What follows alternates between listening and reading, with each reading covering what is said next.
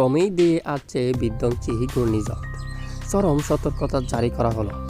ভয়াবহ ঘূর্ণিঝড় মাইশাক বিপজ্জনকভাবে শক্তিশালী হচ্ছে সাগরে। ক্যাটাগরি 1 ঘূর্ণিঝড় থেকে 96 ঘন্টার মধ্যে শক্তিশালী ক্যাটাগরি 4 ঘূর্ণিঝড়ে পরিণত হয়েছে এবং এগিয়ে যাচ্ছে স্থলভাগের দিকে। পশ্চিম প্রশান্ত মহাসাগরীয় অঞ্চলে থাকা ঘূর্ণিঝড় বর্তমানে উত্তর ও উত্তর পশ্চিম দিকে অগ্রসর হয়ে উত্তর পূর্ব দিকে অগ্রসর হচ্ছে। বর্তমানে পূর্ব চীন সাগরে অবস্থান করছে। বর্তমান কেন্দ্রীয় অঞ্চলের চারপাশে বায়ুর গতি 230 কিলোমিটার প্রতি ঘন্টা এবং বর্তমানে বাতাসে সর্বোচ্চ ঝাপটা ঘন্টায় 280 কিলোমিটার প্রতি ঘন্টায়, যা টাইফুন স্কেল ক্যাটাগরি 4 ও ভারতীয় স্কেল ক্যাটাগরি 5। বায়ুর চাপ 924 মিগা।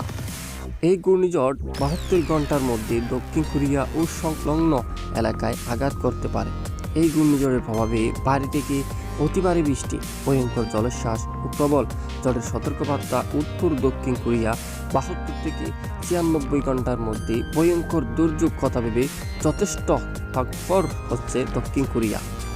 প্রিয় দর্শক, আমাদের এই চ্যানেলটা যদি ভালো লাগে থাকে অবশ্যই সাবস্ক্রাইব করে বেল বাটনে একটা ক্লিক করে দেবেন প্রতিদিন নিয়মিত আবহাওয়ার আপডেট পাওয়ার জন্য।